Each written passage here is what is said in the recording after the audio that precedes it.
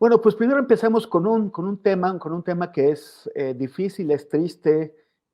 Nuestra compañera periodista Ángeles Mariscal acaba de publicar un reportaje. Ella es una periodista que vive en Chiapas, que es una de las voces que nos mantienen atentos y atentas a lo que ocurre en el estado de Chiapas. Y acaba de publicar un reportaje sobre lo que están viviendo algunas poblaciones. En esos momentos en que se cumplen 26 años de la matanza de Acteal, pues uno quisiera pensar que el paso del tiempo hace que las cosas mejoren, pero esto no está pasando aquí. Y fue a hablar con gente común, con personas que viven en poblaciones de Chiapas como La Grandeza y Bellavista, que le dieron declaraciones muy fuertes, en donde explican cómo es que los grupos criminales están forzando a la población mediante agresiones, mediante amenazas, pero también cortándoles a la población en general la luz, cortándoles el agua. Los están intentando obligar a que entreguen a sus jóvenes para que sus jóvenes, los más chicos, sean reclutados, sean parte de los grupos de los cárteles.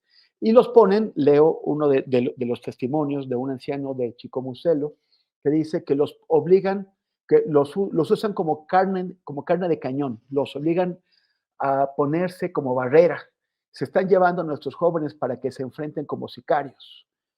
Eh, Nos están obligando a ponernos en los caminos como barricada. Y luego otro testimonio indica que en la Grandeza de Bellavista el ejército se fue del lugar, la gente está sin luz, sin comunicación, y dice, por favor que nos escuchen, estamos viviendo una de las peores catástrofes. Em, mm, Teresa, ¿cómo ves esta situación que está viviendo? ¿Cómo es que hemos llegado al momento en el que hemos perdido ya la capacidad de intervenir en tantas regiones del país donde la población se enfrenta a esta situación desesperada? Y pues no parece que nada de lo que haya hecho ningún gobierno haya logrado contener el crecimiento de esta violencia y darle esperanza a la gente. Pues creo que lo que nos cuenta Ángeles Mariscal muy valientemente desde Chiapas, eh, pues hace parte de un ciclo de impunidad en la región no cerrada, que como muy bien tú ahorita introduces, pues comienza allá ya hace 26 años con esta masacre aún no resuelta en términos de reparación del daño y impartición de justicia. Un periodo muy prolongado de paramilitarización que lejos de resolverse con el advenimiento del gobierno de la 4T, pues se ha agravado, situación a la que además ahora se añade dramáticamente como la intervención de al menos dos grandes grupos del crimen organizado que empiezan a disputarse las rutas del trasiego de personas, de migrantes, de droga en el sureste mexicano, ¿no? Entonces, me parece que lo que nos está llegando como noticia desde Chiapas, por un lado, suma más agravios a los aún no resueltos desde la paramilitarización como respuesta gubernamental a la rebelión del ZLN y hace que el territorio chiapaneco viva una situación ahorita muy, muy complicada, ¿no? De ese aparente descuido de la autoridad militar que se antoja poco inocente, ¿no? Parecería bastante pactado este abandono territorial de lugares con fuerte presencia militar desde el estallido del conflicto armado en Chiapas. Chiapas es una zona altamente militarizada. No se entiende el descuido de enteras zonas que ahorita están entrando en disputa de cárteles del crimen organizado y que tienen a las poblaciones pues sin defensa alguna ante el reclutamiento, ante la necesidad que tiene el crimen organizado de utilizar rutas aéreas o terrestres en la zona, ¿no? Entonces, con la muy evidente, desde mi punto de vista, complicidad de sectores importantes de los militares en Chiapas, pues tenemos esta situación que además tristemente palidece lo demás que está ocurriendo en Chiapas, ¿no? Se están cumpliendo 30 años del alzamiento armado del EZLN, se están cumpliendo 40 años de su fundación y parecería que en lugar de mostrar al mundo esta experiencia de construcción autonómica desde las comunidades indígenas zapatistas, pues estamos viendo la incursión del crimen organizado ante este abandono, me parece bastante intencional, de las autoridades, ¿no? Entonces, pues una situación verdaderamente dramática. Agregaría solo que me parece que los últimos comunicados de los zapatistas muestran que ahí desde abajo se están tejiendo las estrategias comunitarias, plurales, inclusivas, de contención, que no están tejiéndose en estrategia gubernamental, ¿no? Los últimos comunicados datan del esfuerzo de las comunidades, independientemente de sus distintas filiaciones políticas e historias, pues como de responder orgánicamente y de manera horizontal y de manera no violenta a esta situación complicada, ¿no? Entonces, una vez más, ahí donde hay organización popular, pues ante el abandono institucional, pues el esfuerzo desde abajo de contener comunitariamente estas situaciones tan dramáticas y dolorosas. Gracias, Teresa. Ya nos quedamos solos aquí. No sé qué está pasando. A ver, allá aparecieron. Gracias. Manu Ureste, dice, ¿me oyes? Sí. Sí, te escucho. Ustedes me escuchan a mí. Estoy teniendo unos problemas con la comunicación, pero parece que ya estoy aquí. Vale, muy bien. Dice, comenta Teresa que no le parece casual este retiro del ejército. Y pues bueno, tenemos situaciones en otros lugares que también nos dejan pues bastantes preguntas, ¿no? Por ejemplo, en el caso de Texcaltetlán, que es donde la población reaccionó contra este grupo de hombres de la familia michoacana, mataron a 10, perdieron a 4 pobladores, pero el gobierno intervino, se hizo presente para evitar que esto escalara, pero mientras eso ocurrió, desaparecieron 14 personas. Me parece que 9 de ellas son, se había reportado que son miembros de una misma familia que no desaparecieron en Texcaltitlán, sino que salieron de ahí, iban a otro sitio y los interceptaron en la carretera. Yo no sé, uno se pregunta cómo, en una situación tan complicada, tan alarmante como la que estaba ocurriendo, el gobierno no tomó las medidas para impedir, pues, las represalias, como no previno las represalias contra la población. Sí, bueno, la verdad que es un tema muy complicado, ¿no? Lo que estamos viendo en Chiapas, en estos municipios de la frontera con Guatemala, es francamente algo que creo que ya pasa a otro nivel, ¿no? De violencia, máxime con los reportes hay que el ejército se está como retirando de estas zonas y la preocupación de los vecinos va a más, pero bueno, creo que por desgracia esto está sucediendo no solamente en Chiapas, aunque para mí, que llevo bastantes años también cubriendo temas de violencia, si bien es cierto que siempre hemos habido de violencia en Chiapas, sobre todo relacionada con el tráfico de personas, el tráfico de migrantes, también el tráfico de drogas, pero creo que ya lo que estamos viendo con el cártel de Sinaloa y este enfrentamiento con el cártel de Jalisco en estos municipios, pues ya está pasando a otro nivel, ¿no? Ya hay gente que está huyendo literal de estas zonas y creo que ahí, pues no sé, las autoridades deberían de poner todavía mucho más atención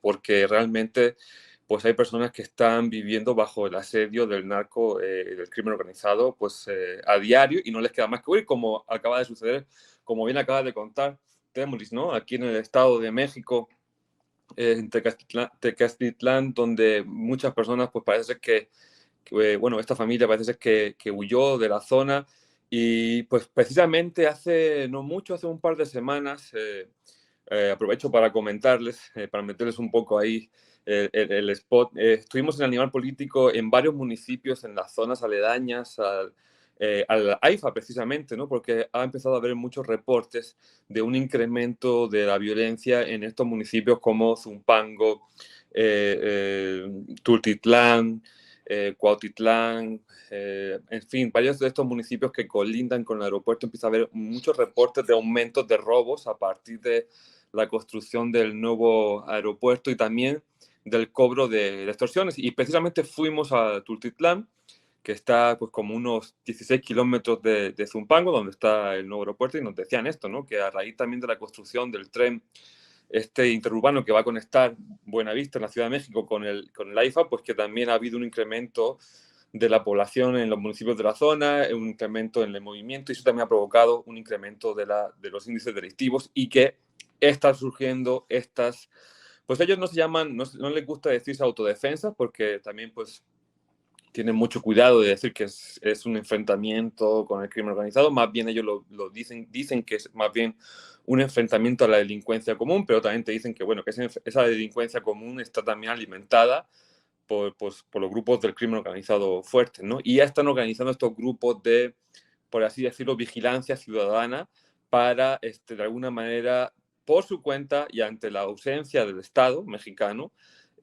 pues intentar contener esta oleada de violencia que les afecta. Entonces creo que, bueno, que si bien el caso de Chiapas me parece algo sumamente grave, y lo que sucedió también uy, perdón por el nombre, no me sale. Tezcatitlán. Eso. Es sumamente grave porque ya es un enfrentamiento directo de pobladores con integrantes del crimen organizado, pues es algo que ya está sucediendo pues en muchas otras partes donde la gente está empezando ante el avance de la violencia cada vez más, y sobre todo pues ante la impunidad con que el crimen organizado pues ataca, pues ya está empezando a armarse por su propia cuenta y pues tomando cartas en el asunto, lo cual creo que al Estado mexicano le debería de preocuparle pues muchísimo también eso. Gracias, Manu. Jacinto, con la experiencia que tienes, con las coberturas que has hecho, todo lo que has visto, mencionaba, añadía Teresa a como elemento de contexto, el aniversario del alzamiento zapatista, ¿no? 30 años y 27 de Acteal. Chiapas está condenado a que las cosas nunca mejoren. ¿Qué es lo que ocurre? Es un problema local, un problema de los cacicazgos locales, los enfrentamientos locales, o también el Estado mexicano tiene poco interés en Chiapas, excepto por la explotación de sus recursos, como por ejemplo el agua y la electricidad. Claro. Muchas gracias, Temoris. Nuevamente saludos a Teresa y a Manu. Pues sí, pareciera como un tipo de burbuja en el tiempo en el cual Chiapas pareciera que no se mueve, o sea, pareciera que se detiene y que los ciclos de violencia y los ciclos de crisis sociales, de problemáticas sociales se repiten. Ahora que estábamos, y en este recuento que estaban haciendo los colegas, me venía a la mente todos esos momentos e historias y referencias que se tenían ya desde hace por lo menos 40, 50 años, ¿no? De algo muy parecido, con otros grupos, con otro tipo de problemáticas. Sin embargo, como si el guión se repitiera, como si el guión histórico no se hubiera movido a pesar, por ejemplo, de un levantamiento tan importante como fue el levantamiento zapatista, como un indicio, como una manifestación de toda esa problemática, no solamente de una problemática más enfocada a los problemas y a los temas que tenían que ver con indígenas, sino toda la problemática de la región. Han pasado 30 años de levantamiento, y en este recuento muy breve que ahorita se hacía, volvemos a ver personajes y volvemos a ver elementos que se repiten, como si no hubiera una capacidad de cambio, ya ni siquiera estatal, sino local. Hay una sensación de parálisis, de no movimiento extraño, increíble, en una región donde los problemas se han estancado, pareciera que están ahí estancados durante décadas, y hoy volvemos a hablar de violencia, y hoy volvemos a hablar de pobreza, y hoy agrégale el crimen organizado con una capacidad de organización mayor, pareciera mayor a la del mismo Estado. creo que Manu decía, es un gran problema del Estado, no, o de la inoperancia del Estado. No sé, Temoris, yo creo que a veces dentro de estos malos pensamientos que uno suele tener como parte del periodismo de pensar mal, a mí me parece que también funciona la violencia y que en una región tan problemática como Chiapas o el sur todo de México, la violencia también puede ser un buen mecanismo de distracción de otros problemas. La violencia juega también un papel muy importante en la construcción de narrativas. Yo cerraría esta parte diciendo, porque ¿de qué tamaño entonces es la inoperancia o el vacío de información de parte de los aparatos de inteligencia? Para un tema que nos convoca a ti, Temoris, y a tu servidor, que nos encanta y nos gusta y nos interesa hablar mucho de los asuntos de inteligencia. ¿De qué tamaño es la inoperancia? Si cuando cuando hay el levantamiento zapatista, se sabía y se tenía información previa de que había algunos ya centros de ejercicio para ese posible levantamiento, y después supimos que ya lo tenían registrados en el entonces CISEN. ¿De verdad no lo sabe el CNI? ¿De verdad no lo sabe la sección segunda del ejército con toda esta capacidad que hoy sabemos tecnológica que tiene, más allá de Pegasus, que damos por hecho que tiene una capacidad de información como para poder contener o enfrentar de muchas maneras el crimen organizado en Chiapas y en el sur mexicano? ¿O qué pasa con esa información? ¿Dónde se queda esa información que tendría que servir para la toma de decisiones y estar hablando, pues no de un paraíso, ¿no? El sur, por desgracia, es más un infierno que un paraíso, pero tendríamos que estar hablando de otras fases de desarrollo, por lo menos de convivencia social, cosa que pareciera que está estancada desde hace 40, 50 años. Híjole, Jacinto, precisamente hace un rato teníamos a Carlos Dada, el periodista salvadoreño, explicándonos cómo este software israelí, Pegasus, había servido para infiltrar a prácticamente toda la redacción, para espiar a toda la redacción de su portal, el Faro. Y también yo acabo de estar en Cisjordania y, entre otras cosas, observando cómo se usa un sistema que ya no es tan nuevo, que se llama Red Wolf y Blue Wolf. Son dos sistemas que se retroalimentan, que sirven para identificar y controlar en el momento a toda la población palestina. Y todos estos son vitrinas que usan la industria israelí para después vender, o sea, vitrinas de venta, ¿no? Son como grandes expos, emplean sus avances tecnológicos sobre la población palestina para después venderlo en el mundo. Así hicieron con Pegasus, así seguramente estarán haciendo con Red Wolf y Blue Wolf y otros sistemas. Y la pregunta es lo que acaba de plantear Jacinto. Esta empresa israelí, NSO Group, utilizó o sigue utilizando el éxito de Pegasus en el espionaje contra el Chapo Guzmán. Cuando el Chapo Guzmán estaba preso en la cárcel de alta seguridad de Puente Grande, y él pensaba que se estaba burlando del Estado mexicano, cuando en realidad el Estado mexicano lo estaba espiando en teléfonos que él pensaba que tenía ocultos y que no. Pero al final de cuentas se escapó. Al final de cuentas se escapó y después se exhibieron los mensajes que se intercambiaba con Kate del Castillo. O sea, hace ya muchos años que el Estado mexicano tiene las capacidades para llegar hasta lo más profundo de los sistemas de comunicaciones de todo el mundo. Y sin embargo, no parece que los esté empleando con éxito, al menos contra los grupos criminales. Sí, contra periodistas, sí, contra activistas de derechos humanos, pero no tanto contra los grupos criminales. ¿Tú cómo entiendes esto? ¿Cómo te explicas esto, Teresa? ¿Tienes el- Híjole, pues me parece que se ha es poco plausible pensar como en una explicación de ineficacia o de torpeza, ¿no? Me parece que por un lado hay una inercia de la utilización sistemática de las herramientas de seguridad del Estado en tareas de contención política, mucho más que de respuesta organizada desde el Estado al crimen organizado, y que esto además se acompaña pues de la profunda infiltración del crimen organizado en circuitos muy, muy internos al ejercicio gubernamental, ¿no?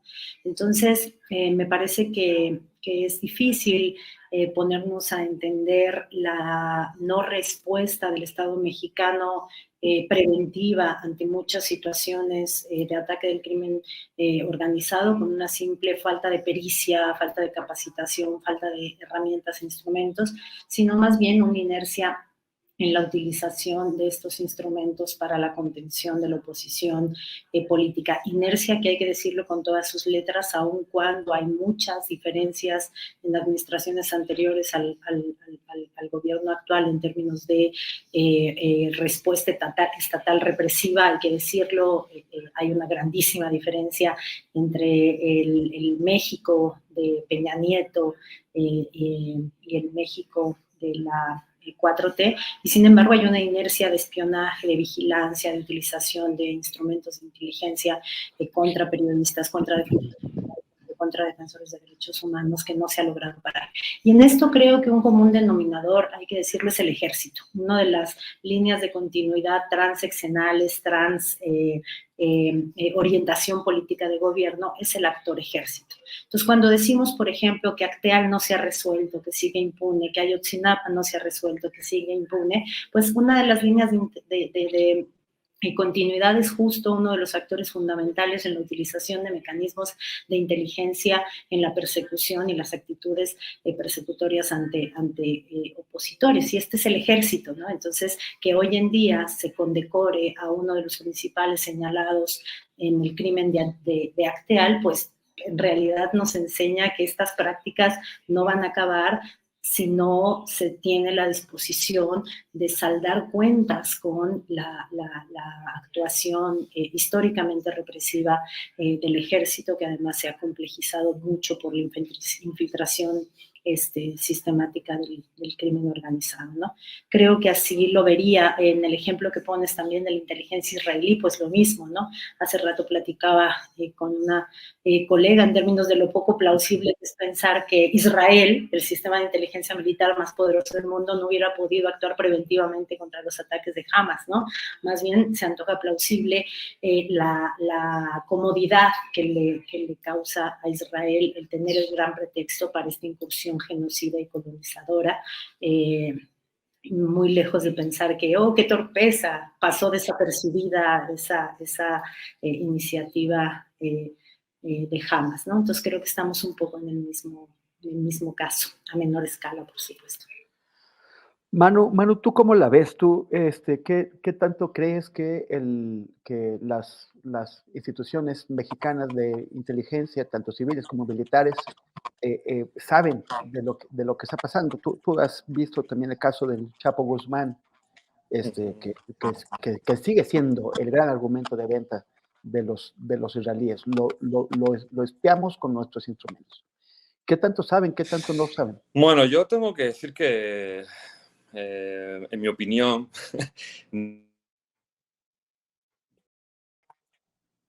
¿perdón, me escuchan? Ya, ahora sí. Ahora. Sí, decía que yo, en mi opinión, pues yo no veo esa diferencia, ¿no? Entre este gobierno y los anteriores en este tema de espionaje. O sea... Uy. Se nos perdimos. Arturo, ahí está. A ver.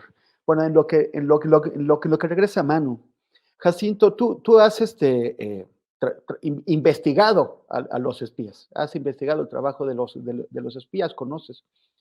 A mí me parece que buena parte de su forma de pensar a raíz, por ejemplo, de los archivos con los que has estado trabajando, también ha sido testigo directo de cómo han intentado ocultar los archivos, de cómo han negado los archivos que el presidente había anunciado que iban a ser puestos a disposición pública pues han intentado impedir que haya este acceso. ¿Cómo crees que están tratando toda esta información que asumimos que les está llegando sobre los distintos grupos criminales en el territorio mexicano y su operación? ¿Qué tanto pueden saber, por ejemplo, del cártel Jalisco Nueva Generación y del cártel de Sinaloa, que son pues las entidades más importantes en el mundo criminal?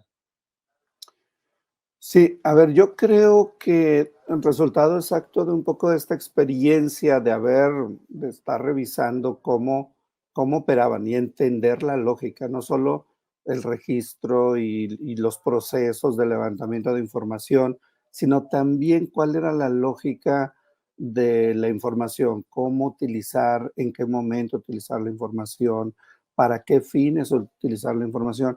Entendiendo un poco, teniendo esta perspectiva histórica, a mí no alcanzo, no alcanzo a aceptar o no tengo elementos para poder decir que este gobierno está teniendo un procesamiento de información distinto al que se hizo en otros gobiernos.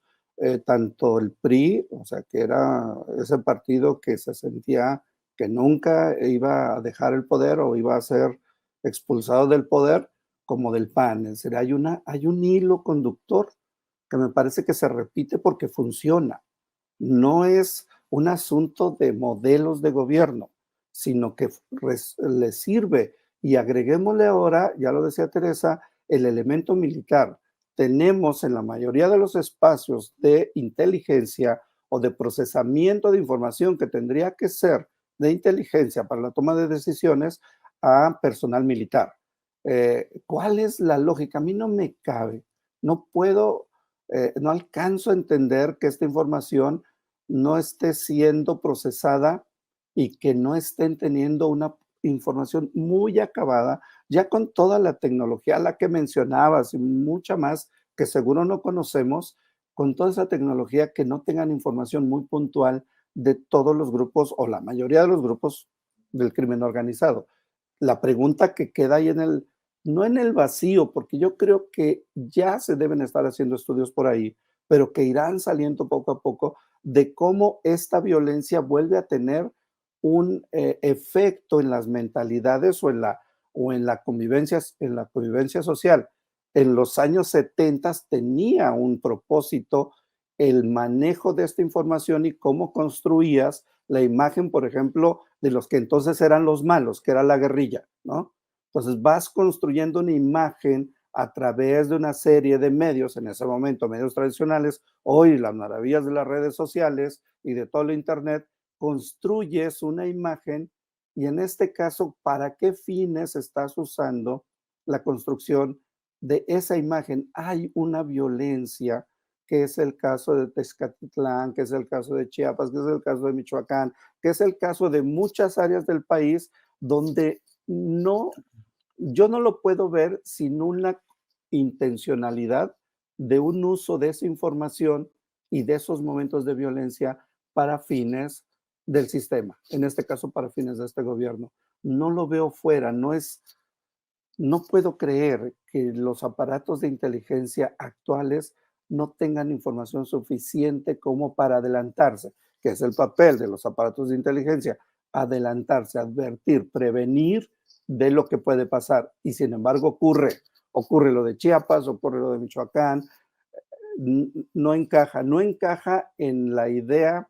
Pareciera que estamos en un gobierno del 2023 con herramientas del 1960. No encaja, Temoris, o sea, son elementos que no encajan y aún así, los de los 60s y 70s tenían información abundante de todo tipo de grupos que eran adversos a ese momento a esos gobiernos. Gracias, Jacinto. Manu, ¿tú quisieras continuar tal vez incorporando lo que acaba de decir Jacinto sobre que él no cree que estén operando como si tuvieran tecnología de hace 60 años? Bueno, a ver si me deja a mí la tecnología de Internet poder exponer mi punto de vista, porque estoy teniendo bastantes problemas de comunicación. Pero bueno, yo también decía que que, bueno, en este punto no veo mucha diferencia entre este gobierno y los gobiernos anteriores en el sentido del uso de espionaje, principalmente. Quizá sería injusto decir este gobierno, ¿no? Pero pues sí la Sedena, ¿no? El ejército. Por eso yo también coincido con Jacinto. O sea, es muy difícil de creer que con la tecnología que sabemos que hay disponible y que tienen pues las fuerzas castrenses sobre todo, pues que no sepan o no puedan prever ni adelantarse a muchos de los movimientos del crimen organizado. Y deja eso, o sea, también parece increíble que, por ejemplo, que en Chiapas, que estamos hablando de esta situación tan terrible de comunidades totalmente aterradas por el crimen organizado, huyendo del crimen organizado, cuando Chiapas es un estado hipermilitarizado. O sea, tenemos ahí a cientos de miles de soldados deteniendo migrantes de la Guardia Nacional, del Ejército, de la Marina. Está la base, la aduana enorme que hay en Huixla, donde hay poderosos equipos de rayos X, rayos gamma, hay bases militares por todas partes y, sin embargo, el crimen organizado opera con total tranquilidad y con total impunidad. Por lo tanto, yo siempre creo que un poco lo extrapola a lo que sucede en México. En México hay buenas normas, buenas leyes, no dudo que haya también buenos funcionarios, pero el problema es que no se aplican bien las cosas, ¿no? O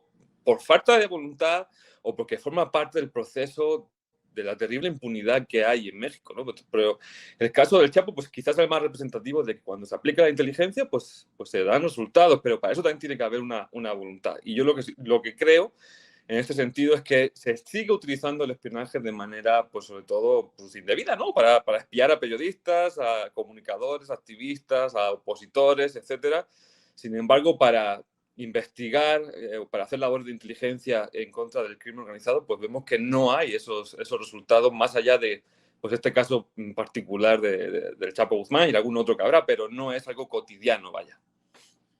Gracias, Manu. Saliendo un poco de México, ya habíamos mencionado hace un momento el tema de Gaza, ¿no? Gaza es una tragedia en proceso, un conjunto de crímenes contra la humanidad que se cometen frente a nuestros ojos. Y la cosa es, ¿qué pasa con los sistemas internacionales de seguridad, con los sistemas que deberían prevenir que esto pase? El Estado de Israel está atacando al secretario general de la ONU, Antonio Guterres, porque ha mencionado o ha insistido en la tragedia humana que está ocurriendo en Gaza, siendo el Estado de Israel pues un gran incumplidor de resoluciones del Consejo de Seguridad de la ONU, que desde hace décadas le han exigido que abandone los territorios que ocupa. El sistema de seguridad internacional fracasó, no sirve de nada, deberíamos olvidar que existe, ¿o qué es lo que pasa, Teresa? Me parece que lo que está ocurriendo ahorita es como la extralimitación al borde de lo casi absurdo de algo que ya venía pasando. Es decir, el derecho internacional, este acuerdo post Segunda Guerra Mundial, de que en teoría permite que la gestión de los intereses geopolíticos se den en los márgenes de lo humanamente permisible, pues está absolutamente roto. O sea, creo que había indicios muy anteriores a esto que estamos viendo todos los días en vivo y en directo en Gaza, de que hacia allá íbamos. En particular, me parece que hay casos como el bloqueo a Cuba, que históricamente ha sido señalado por una amplísima mayoría de naciones como absolutamente atentatorio contra el derecho internacional, y que basta con el veto de Estados Unidos como para que eso no pase, ¿no? Como para que el derecho internacional no actúe. Y eso creo que nos revela los límites del acuerdo, de ese pacto de buena civilidad entre las naciones, y es un pacto de buena civilidad que siempre cuida los intereses del gran capital, ¿no? Si la gran potencia Estados Unidos necesita que el derecho internacional no actúe contra el ilegal bloqueo a la isla de Cuba, pues entonces no actúa. Y creo que lo que está pasando en Gaza, pues es esto en sus expresiones más brutales, ¿no?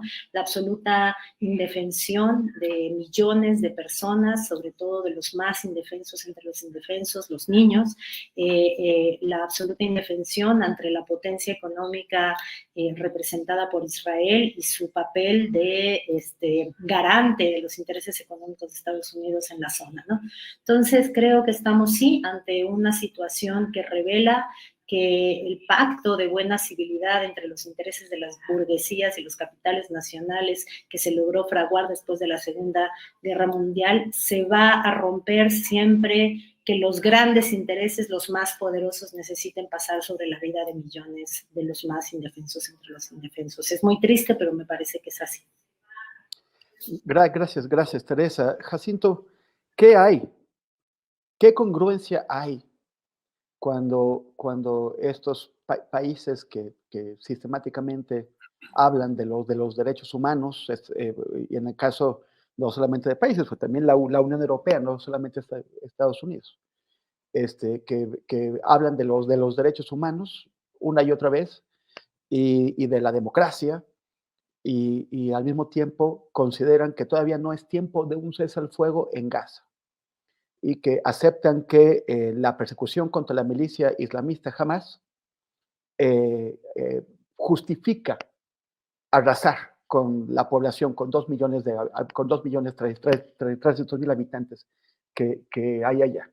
Y cómo podemos embonar esta incongruencia entre lo que se dice, esta incongruencia obvia y fatal entre lo que se dice y lo que se hace, con también lo que se nos han dicho siempre, que tienen que ese propósito de esos organismos o del sistema internacional de seguridad y su fracaso en intervenir en este caso. Bueno, difícil competir contigo, Temoris, en el tema, así es que cuando vi que estaba en la agenda este tema, dije, Santo Michel Foucault, ayúdame, ¿no? Y entonces me puse a orarle como para que me ayudara a aportar algunas ideas, compartir algunas ideas que me surgen a partir de todo este escenario de complejidades que vemos no solo en el Medio Oriente, sino en otras partes del mundo. Y lo primero que por ahí me vino a la mente es si efectivamente no hay un agotamiento incluso de las palabras y los términos y los conceptos con los cuales intentamos explicar algo sin caer en los lugares comunes, sin caer en la repetición de lo mismo que decimos cuando escuchamos o cuando sabemos de algún conflicto internacional. Este caso, que es el que hoy nos tiene con la mirada puesta por todas las implicaciones de lo humano, para mí tiene esa presencia, no esa, recordaba y repasaba así como tanta filosofía, ¿no? Que con la cual se construyen todo este pensamiento del derecho internacional. ¿Cuántos pensadores no están atrás de la construcción de este tipo de ideas fantásticas que nos ayuden a la humanidad a sobrellevarnos como humanidad a pesar de todos los conflictivos que somos? Y cómo en un determinado momento como el que estamos viviendo, que vemos o que ocurre en Medio Oriente, pareciera que todo esto se derrumba. O sea, todas las ideas que teníamos de lo humano, de la comprensión del otro, ¿no? Citando a Levinas, de esta responsabilidad con el otro, que se derrumba. Y entonces nos quedamos, por lo menos en mi caso, me quedo como en un vacío conceptual. ¿Con qué palabras enuncio lo que está pasando, Temoris? Yo te he escuchado muchas veces y te sigo en tus comentarios y de pronto veo que hay un tipo de agotamiento de las palabras porque la realidad ya no encaja, o sea, lo que está ocurriendo ya no encaja con lo que se pretendió en algún momento regular para que pudiéramos sobrevivir como grupos sociales o como comunidades. Para mí lo que pasa en Gaza es también una referencia y uno de los síntomas donde el lenguaje llegó a una frontera, pero no solo el lenguaje para explicar lo que está pasando, sino también llegó a un límite el concepto del ser humano, porque hay una destrucción de todo lo que creo que nos movía y nos motivaba y nos daba significado como seres humanos. Un silencio en el cual esperaría que en este proceso y en estos ajustes podamos encontrar las palabras, Temor, y las nuevas palabras o construir las palabras que ayuden a reconstruir, porque al final de todo es el lenguaje, ¿no? La clave de la convivencia. Hablamos y por tanto eso nos ayuda a reconectar. Creo que hay que volver a tejer palabras que nos ayuden a reconstruir. No me meto a datos tan precisos de ello, sino yo en este aspecto, y bueno, sí, Michel Foucault en algún momento plantea eso, cómo a través de la historia se va conceptualizando todo para tratar de entender lo que está pasando. En este momento creo que valdría la pena también revisar si las palabras que usamos son las que sirven para entender o tendríamos que construir nuevos lenguajes para intentar sobrevivir como comunidades y como seres humanos. Muy triste y muy cierto lo que estás diciendo, Jacinto. Y sigo por ahí un poco, no sé, Manu Ureste, si estés familiarizado con el término necropolítica que deriva de Foucault, o sea, Achille Mbemba, fue un estudiante de Foucault, ha continuado desarrollando sus conceptos y lo lleva a este término que es básicamente la idea de que vivimos en un sistema que hace vivir a unos haciendo morir a otros.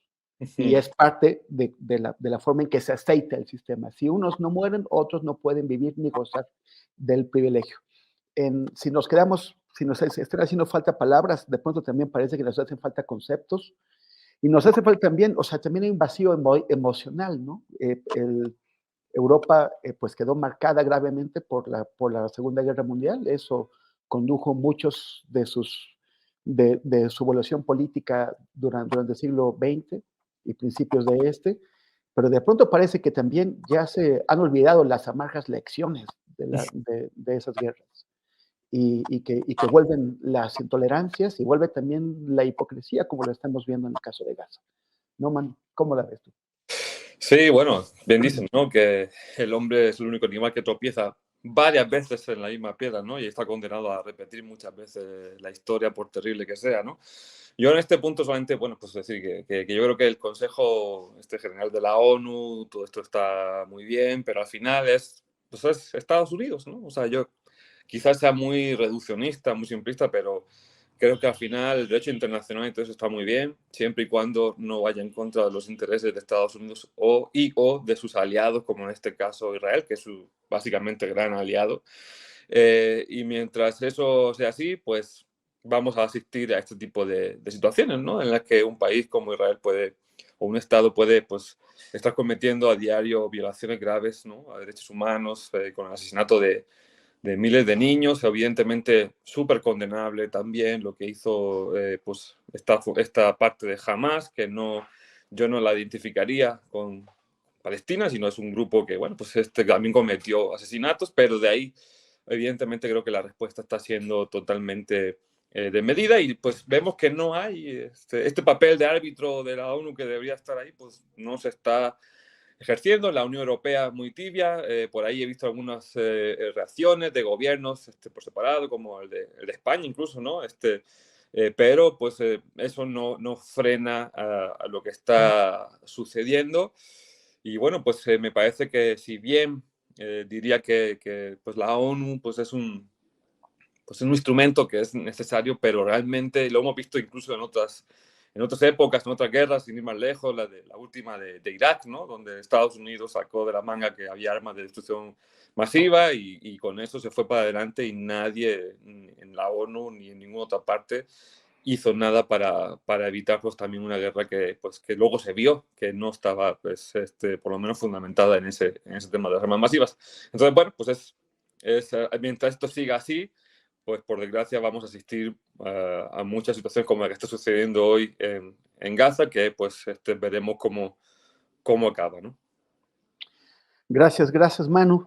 Y como todavía nos quedan unos últimos minutitos, nos quedan 11 minutos, yo creo que es también la oportunidad. Ayer les preguntaba a los colegas y a las colegas de la otra mesa sobre cuáles eran los principales hechos del año o los hechos que les gustaría resaltar del año 2023 en materia de economía y de política. A mí me gustaría preguntarles a ustedes en el ámbito de la seguridad. qué hechos les parecen más importantes o el hecho más importante y por qué. ¿A quién le gustaría comenzar con esta parte?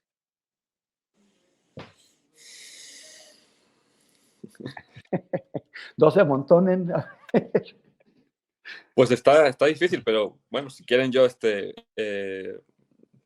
diría, quizás no es un término, o sea, no es un tema, o no debería ser un tema de seguridad, pero creo que este año en México ha estado muy marcado también por el tema de la migración, ¿no? El tema de la migración indocumentada. Estamos viendo que en estos días una nueva caravana con cientos de miles de personas pues está de nuevo transitando por el país con el fin de llegar a Estados Unidos. Creo que, como decía, no debería de ser un tema con enfoque de seguridad, pero no solamente en este gobierno, sino desde que yo recuerdo que estoy aquí, desde el gobierno de Calderón a la fecha, pues se ha visto lamentablemente con un enfoque de seguridad, por eso lo planteo, y creo que es una situación, un fenómeno que está ya planteando importantes retos desde hace tiempo, pero en la actualidad creo que pues está pues sí, planteando un reto enorme para las autoridades de México, que creo que empezó este gobierno con un muy buen enfoque, con un cambio en el paradigma, con un cambio en el titular del Instituto Nacional de Migración, con un cambio de enfoque. Ahí me decía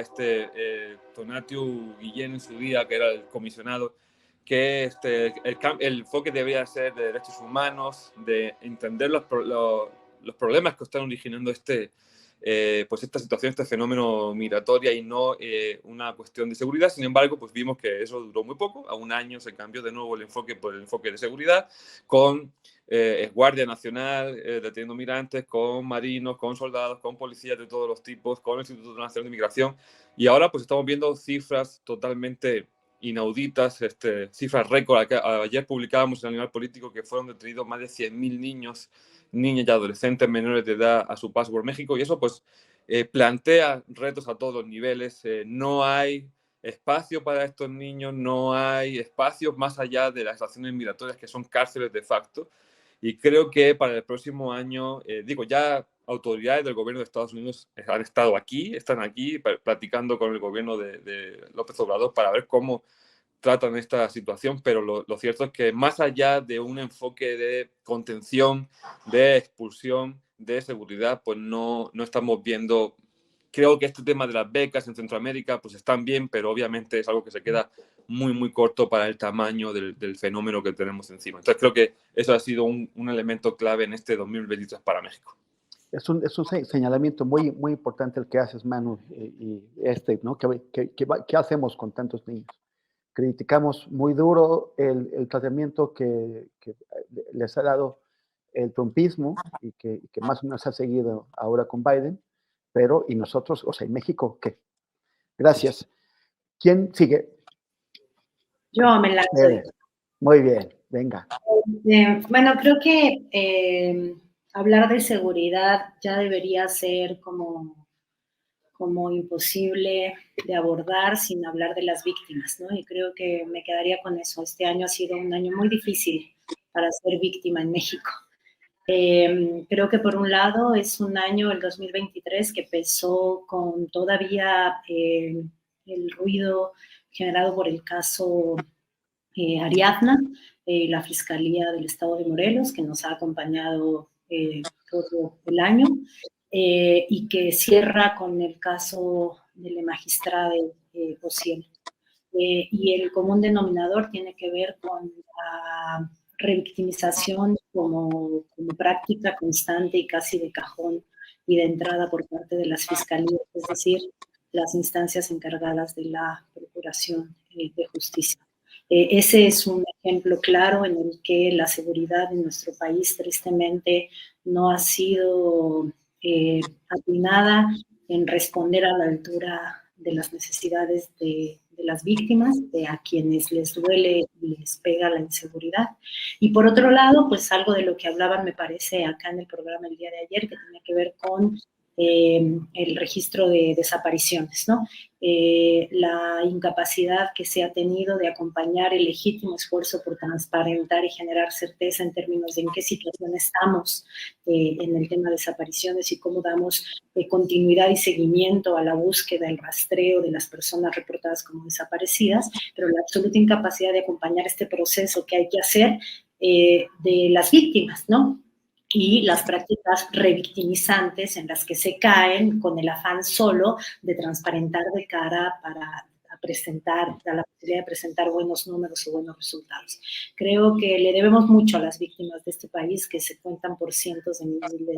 Entonces creo que en temas de seguridad, voltear a ver a las víctimas, volver a hacer de la sensibilidad, de la empatía, una estrategia central de la política de seguridad en el país, es importantísimo, y de erradicar de una vez por todas uno de los grandes males de la política de seguridad nacional, que tiene que ver con la indolencia, al lado del problema de militarización, de impunidad, etcétera, está esta actitud indolente que se a veces están las declaraciones de fiscales que revictimizan y a veces también en la no sensibilidad de acompañarse con las víctimas en los procesos de transparentación de los censos que tenemos en temas sensibles como los de desaparición. Creo que eso es una cosa que atraviesa todo el año y que nos deja temas muy pendientes e importantes de cara al año que viene.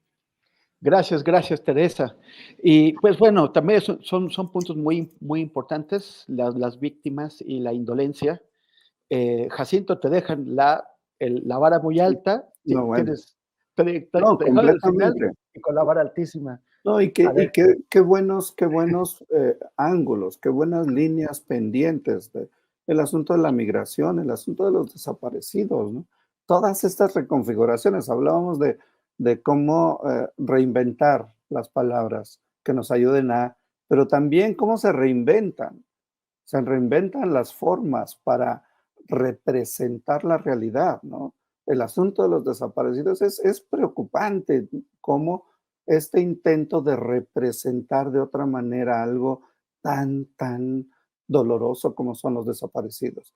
Y una preocupación que ahí cruzaría con todas estas que han mencionado, pues es el reforzamiento. Para mí la gran preocupación, y que va a estar ahí por mucho tiempo, para nuestra desgracia, es el reforzamiento del ejército en tareas ya no solo de seguridad pública, sino también de administración pública, lo cual es otro nivel.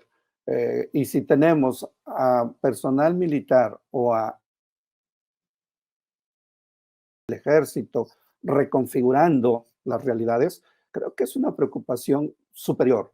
¿Quién va a estar en los próximos meses reconfigurando quiénes son víctimas y quiénes son víctimas? Y creo que un elemento que prueba ello de la importancia y del papel y de la influencia que está teniendo ya el ejército es el asunto con el pasado. No puedo dejar y obviar lo que ha ocurrido con todo el mecanismo de la revisión del pasado en su intento por encontrar información, documentación, archivos del ejército y el efecto que ha tenido de contención, de parar, de detener la salida de Alejandro Encinas de gobernación como parte de estas tareas. Todo el poder que hoy tiene el ejército me parece que es un asunto de seguridad y de preocupación social, porque no es que se rompa o que se acabe o que se modifique con este sexenio. Creo que va a estar para rato y sus efectos los vamos a seguir viendo y para mí ese es un elemento que es de los más importantes de este año, el nivel de poder, de reforzamiento del poder que tiene hoy las Fuerzas Armadas en general y en particular el Ejército en tareas no solo de seguridad, sino también de administración pública, lo cual para mí no es nada menos.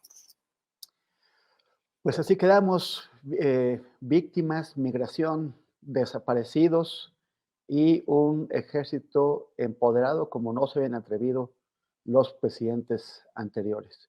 Muchísimas gracias, gracias por su participación. Yo creo que fue una mesa muy rica y espero que nos encontremos próximamente. Gracias, Teresa. Gracias, Temoris, Jacinto, Manu, un gran abrazo. Y gracias, Manu. Muchas gracias, un saludo a todos y que tengan una buena entrada de año. Igualmente, Jacinto, también te envío un enorme abrazo y que tengan muy feliz año. Abrazo a Tere, Manu, Temoris, un abrazo fuerte. Vamos. Hasta luego.